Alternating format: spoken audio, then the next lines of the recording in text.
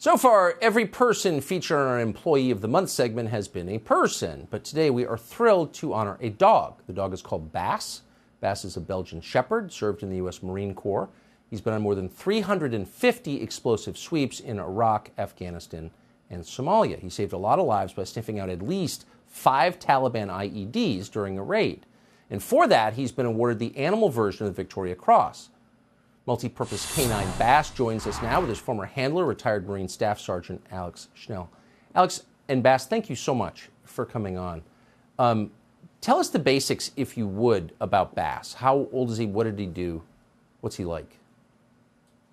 Yeah, absolutely, Tucker. Thanks for having us on. Of course. Bass and I served for 5 years together in the Marine Corps, and then you mentioned that we did the 3 overseas combat deployments. Bass's main job as a military working dog, he's kind of a specialized type. It's called a multi-purpose canine, and his 3 main capabilities were explosive detection, the apprehension or bite capability, and then being able to track enemy combatants.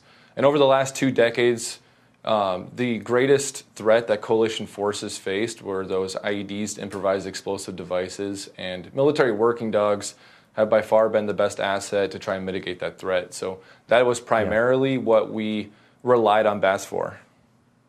So his breed is reportedly the smartest in the world, the smartest dogs there are. That's what people say. Is that your experience with him?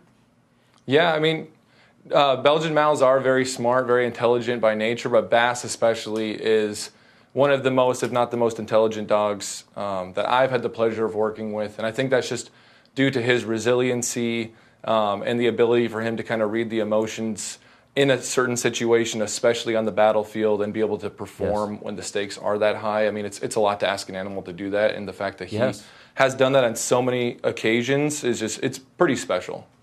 It's a lot to ask a person to do that, and it's amazing that dogs do that. So I think the question a lot of people have is you work with this dog in combat arenas, and then both of you leave the service. Do you stay with Bass?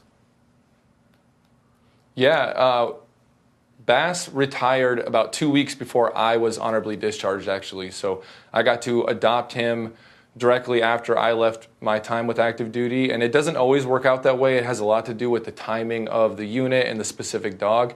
In our situation, we were pretty fortunate to be able to do that. And one thing I wanted to highlight with the retirement for these dogs is that once they leave active duty, they no longer receive medical care or support from the U.S. government. And that's one thing we'd love to change. But that's kind of where some nonprofits step in.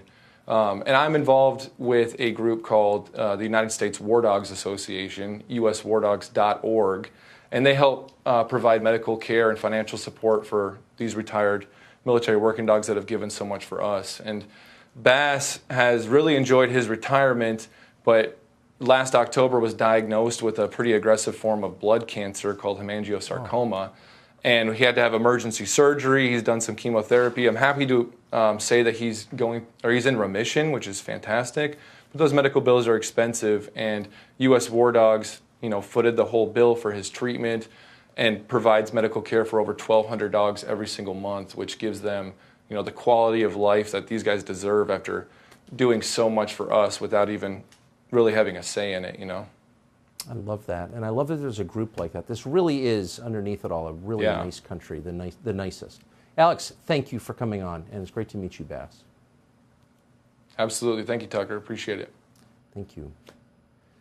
Subscribe to the Fox News YouTube channel to catch our nightly opens, stories that are changing the world and changing your life.